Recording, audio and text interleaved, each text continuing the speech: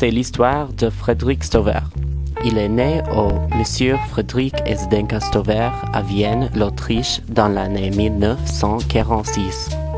Son père a servi dans la militaire nazie pendant la Deuxième Guerre mondiale. Frédéric a travaillé beaucoup pour lui atteindre ses rêves. Il a achevé ses études secondaires à 16 ans. Frédéric a suivi les études de l'anthropologie et de l'histoire à la Sorbonne, l'université la plus prestigieuse dans toute la France. Toujours le doux créatif étudiant, Frédéric s'est devenu, il s'occupait avec la musique et le théâtre. Avec une inclination persistante musicale, Frédéric s'alignait chez une groupe musicale s'appelait l'Ennemi Agnostique. Leur musique était un mélange influencé par le jazz moderne, la jazz française et le Velvet Underground.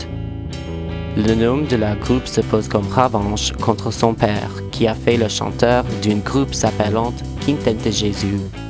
Le seul CD de cette groupe s'appelait Pieds Pointus. La groupe a visité Londres en 1966. La groupe n'a duré pas longtemps, qui était distrait constamment par la disparition de leur organiste Rudolfo Amore Sanchez, du drogue habituel Juliette Monet. On voit le caractère révolutionnaire aux exemples de l'écriture et de la musique Frédéric a créé. C'était sûrement crédité aux morts de son père. Frédéric se connut comme éduqué et doux. Il s'est confiné seul aux bibliothèques et aux salles de classe à l'université. Frédéric s'est développé comme écrivain avec son livre très connu, Was Microcenter. Ce livre voulait représenter une existence pleine de la fantaisie personnelle de l'auteur. Frédéric s'était toujours connu comme un rêveur, quelqu'un qui a suivi un chemin différent. Sa personnalité n'a jamais reflété ses attitudes, présentation de ses films, livres et papiers. Sa mère voulait parler sans arrêt du contraste entre l'art de son fils et sa personnalité. Bon, il était toujours timide. Je me souviens des instants où il lisait. Il n'était jamais sorti de la maison. Il voulait étudier les sujets avancés pour son âge. C'est pour ça qu'on lui a pressé vitement au lycée. Il voulait avancer à l'université pour étudier de plus en plus. Quand il se commençait à faire son art, il a frappé beaucoup de gens qui n'ont jamais vu ces côtés de sa personnalité. Son fils n'avait que 4 ans, un spécialiste de la littérature française venant de la XVIIIe siècle. Frédéric a gagné les prix premiers au Festival de films à Cannes et Berlin pour le short Schlecht.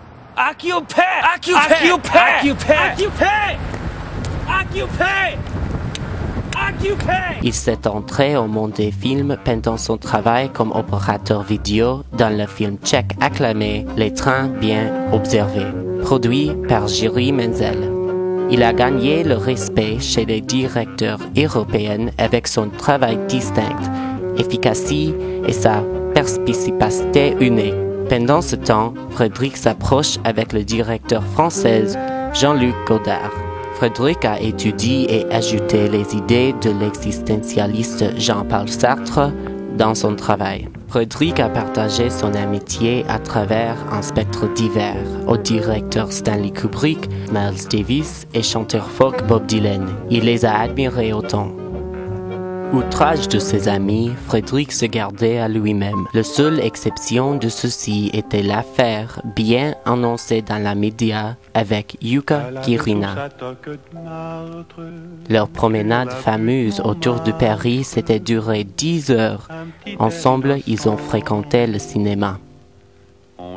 En fait, Yuka se faisait partie de la Sorbonne. Elle a suivi ses études en photographie documentaire. Son portrait de Frédéric pendant les révoltes d'étudiantes en mai 1968 s'était devenu connu autour du monde. Ils restaient ensemble pour 3 ans. Pendant ce temps, ses photos intimes ont donné au public une appréciation de son esprit.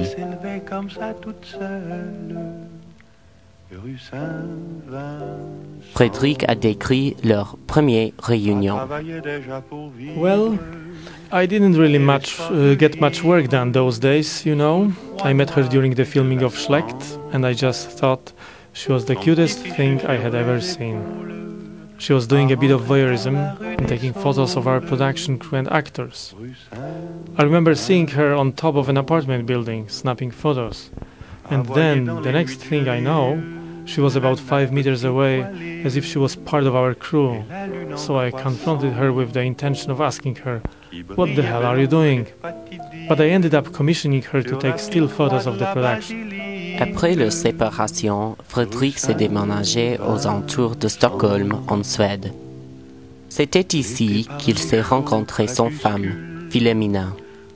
Il s'est mis à travailler dans l'industrie de films suédoise, produisant plusieurs de films shorts. Au présent, Fredrik est un professeur de la littérature allemande et de la littérature française à l'université de Stockholm. Il se trouve lisant des livres et écrivant ses idées de la jour.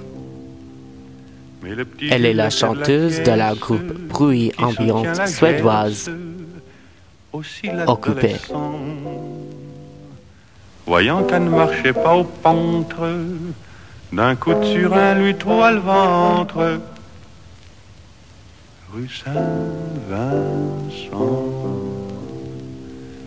quand ils l'ont couchée sous la planche, elle était toute blanche, même qu'en l'ensevelissant, les croque-morts disaient que la pauvre gosse était claquée le jour de sa noce. Rue Saint